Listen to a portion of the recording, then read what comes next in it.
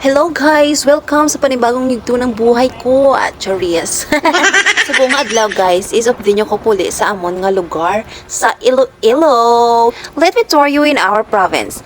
Apaw! Napa-English naman yung maninay guys! Sa bago ta mag-long ride guys, no? Bali, alas 4 kami sininagalin guys sa Alihis. Bali, sugat pa ninamon ng amon nga magulang. Si Dudo ang iyang wifey, sinang April.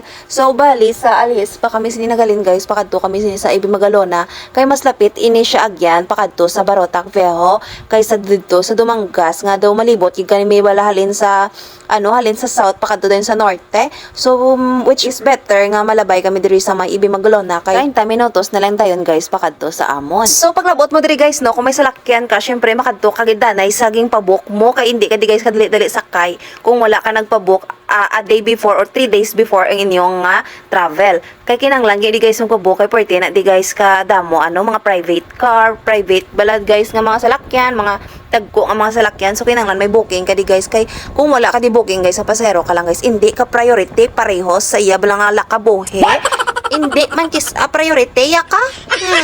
Chariel. So pagkatapos magawad ticket guys, no, pwede ka na di ka lakat-lakat pakadto diri sa ilang sa dulongkaan gid sa ilang barko guys. Kay hindi ni siya lapit pakadto sa dulongkaan, magaling ka sa ilang port. So bali may 1 minute to 2 minutes ka pa diri nga travel pakadto diri. Pero kung lakton mo guys, hindi man ni guys makaubos sa kadlaw Joke, mayroon sila guys service duwa ka bilog. So bali mo nang sakyan yung magaling ka mo diri sa port pakadto sa may dulongkaan sa barko, or kung magabot man ka mo sa sa Ahoy, amo na siyang sakyan yung halin diri pakadto sa ilang port. So gapasalamat ko kay Lord guys, no, kaging guide kami halin sa amon dito sa may Bacolod pakadto diri sa Ibi Magalona, which is nag-travel kami diri mga lapaw isa ka oras guys. Kay syempre may tricycle kami nga dala, may mga doggies pa dada mo pagamit crystals. Hindi na siya siling nga dasig amon dalagan guys. Gadalagan na nada kami mga 50 to 60. Amo lang gid na siya ang pinaka maximum ng mga dalagan, kay hindi kami kapadasig kay ti amo na gani damo amon dala. Kag hindi man pwede nga bayaan amo nang isa kag isa. Ay, forever kami guys. Kag nagpasalamat gid ko sang dako sa akon nga amigo. Oh, look, natawa. No pa yan. Kay gindulong iya kami diri sa port, kag siya na nagdala guys sa isa ka motor nga taas, kay hindi ko da katungkad kay kulang pa kon. Height isa ka tudlo. Okay? So ako ang nadala sa amon nga bibi guys, sa amon nga bibi sniper. Ako ang nadala halin sa Bacolod pa diri sa Ibi Magalona. O diba? So bali ang kasi dang yang amang konsinyen, kag siya na ako nya taga video. Thank you mama. Pero sa totoo lang guys, sorry ta ka mo ako nga hindi na ko na magdala sa taas nga motor kung hindi magdugang ako na height. Kaya mo na siya guys ang motor kung diin ako naman to magdala sa motor. Kaya mo na siya ging praktisan ko sa may Holy Angels, wala sa may Bacolod dapet. Sa may Bacolod sa Holy Angels. Natumba ko dali may korbada mga alas 12 or alauna na sa kaagahon. Na nagliko ko da kag ara man upod ko man magulang ko, pero kay intungod niya hindi ko katungkad pagpundo natumba. So pinabayaan ko ang motor guys, kag nagtalikod lang kuya kay kapanimaho ang gas kay abi ko malot ko. O diba talawit to ko to sa amo to nga tiyempo guys. So ging pabangon sa magulang ko, kag wala na ako nagdala-dala liwat kay nadudla na ang manenay nyo. So after isa ka oras guro or 1 hour and 15 minutes ko di nga wakal. Charis nga paglayag namon sa tunga sang kadagatan, nakalabot gid man kami sa amon nga padulungan. So as you can see guys, English naman yan. Damo karga nga private car. So mo nang hambal ko guys, kinanglan yung gid nagpabook danay bago ka mag-travel, kay kung hindi bilin gid kamo guys or didto gid kamo malibot sa Dumangas.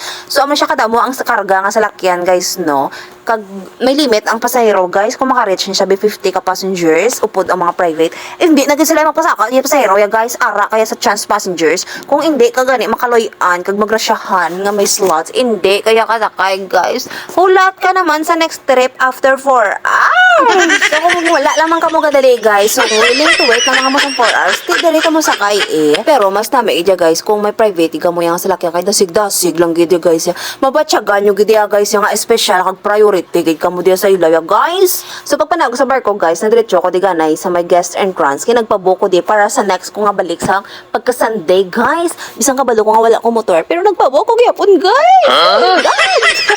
So gisugat kami guys ni tatay kag sampa kaysa ko guys no. Kay siya ni madala paglabot diri sa ahoy sa motor nga taas. Kay wala na di si migohon nga mabitbit sine. So siya ang nagdala halin diri pa kadto sa amon guys. Kag diri ko nagangkas. Kag si tatay dito na sakay sa motor nga dala nila kagina pagsugat diri sa amon. So samtang pa kadto ko di guys no.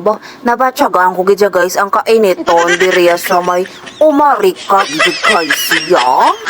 Wala ko idea guys kung pila ni ang degree Celsius ang kainiton pero natawa pala guys makita nyo man guys nga tarik ang init guys. Actually guys ano pala na oras ha, nagdungka kami mga 7:30. So amo na ng init guys, parte na yung tagita isang init. So ang namin lang dire guys no, bisan amo ni ang init pero baskog ang hangin niya guys. Unlike ara ka sa syudad niya guys, may gadapya tuod nga hangin pero init man halin sa mga konkreto nga palibot kag sa dalan guys. So amo nang hindi ko gid manamian nga summer ara ka sa syudad kay ang electricity mo guys galupok man kay tungod syempre kapang ipakabugnaw on mo aircon mo good luck na lang din sa bill mo pagkalabot sa hingapusan kabulan. So sa pila ka minutos nga biyahe namon da guys halin sa may porto sa Ibimagalona nagsaylo ko diya guys sa tricycle diya guys sa magulang ko kay hindi ko diya guys magwanta ang kasakiton sang bulik diya guys.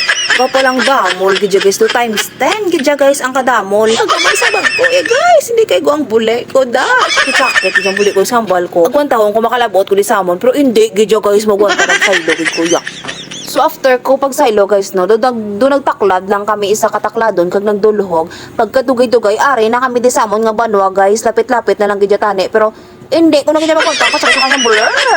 So kanami gidya ka feelings mo ya guys no. Kung makabalik ka gid balaya sa lugar kung di ka gidya nagdako, hinahanap-hanap talaga ng self mo guys. Tapos nagdulog kami di danay guys sa may 7-Eleven. Kaya nagpa-cash-in ko di guys. Kaya nga mo nga wifi sa bala guys. Wala na load.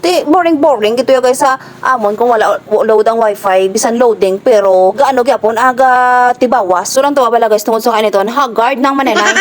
And taran! So lakas guys, nakarating na rin tayo sa lugar kung saan tayo nang galing. So ito guys yung aming lugar. So diba, napakalawak ng lupain dito sa amin. Pero lahat ng nakikita nyo ay hindi sa amin. And as you can see guys, no, tamo gyapon din mga humayan nga nagabuluhi kay tungod gusto gid nila yung mag-crop sa aning nga cropping. Syempre ang ginaano din nila, ginasustain nila para sa tubig kay wala na tubig ang irrigation, nagasalig na gid sila sa water pump halin sa bubon. So pagabot ko dire no, magaling na kay lawang ko kay ang barak kay ginana kay halin sa gamay kami guys sa ko. Ang babaya guys sa barak kay gyapon ya guys. So man guys sa pagabot ko, nag-tour ko dire sa amon, mga manok kag ang mga bibe akong nakita, mataba, mapayat mga bibe. So after na mo nakapahuway guys no, pagabot na mo nagkaon na di kami nagpahuway pagkadugay-dugay naglakat naman kami guys sa banwa kay naninda kami dire guys. Kay tungod Huwebes Santo sa buong Tibos Bernes Santo wala na tinda nga open. Namakal kami dire guys sa kinanglan susunod balay syempre ang dala-daon man din naman susunod sa 4 ka adlaw guys no. So man siya guys ang sitwasyon kung magpabanwa kami layo ang main road halin sa amon balay. So bali do ang mangyapon mga 2 to 3 minutes kung magsakay ka. Pero kung lakton mo guys, malapaw ko siya 5 minutos nga lakat guys. Tapos amo pa ni ang tarik sang init. Ay, dumabato ka na lang dito guys. So diri kami una nagsulod sa may Pure Gold guys. Kay tungod init-init, gusto namon magpabugnaw. Pero hindi na balatan ni nami sa health guys. Nga halin ka bala sa initan. Wulpi ka nagsulod sa cold pero wala kami choice. Kay kinanglan namon mamakal kay wala na Bear Brand ang amon nga baby. Sinamon baby, sinanay guys nabutang niya sa kape kag si tatay which is ako amo man akong bet ng Bear Brand sa isa ka stick. Namit yun sa'yo guys imnon tapos gamay lang imot water. So amo na guys so na makal na sinanay mga amo to Bear Brand magic tapos nag-scan kami sang kung tagpila ang toothbrush kag nagbakal diri gali si nanay guys ang hotdog para sa iya nga pinalangga nga si Pam Pam. Kita niyo to guys ang black iya to guys doggy nga pinalangga niya na paghalin pagabot siya na to ang nag-alaga. So amo na siya guys ang ginaano ya guys ang ginakonsumo is hotdog kung wala siya sudan pero may ara pag na siya guys ano nang ang ano na bala guys, ang pedigree na siya guro nga sudaan bala nga flavored pork. May ara pag nasa chicken guys, susundo may tatlo na bala ka flavor pero hindi ko sure kung ano pag ang iban guys. Kaya syempre wala man ko diha pero may guys, hindi na siya yakon doggy. Nan ara guys, amo na siya ang ginapasudaan nanay kung wala sudaan si Pam Pam. Uri ba love. So si tatay ang taga tulod, si nanay ang taga pudyot, kag taga butang sa cart. Hambal ko kay nanay pudyota na tanan mo nga makita. Pero budget lang nga makaigo ang 2,000 naging hatag ko. Ay wala na ta kwart.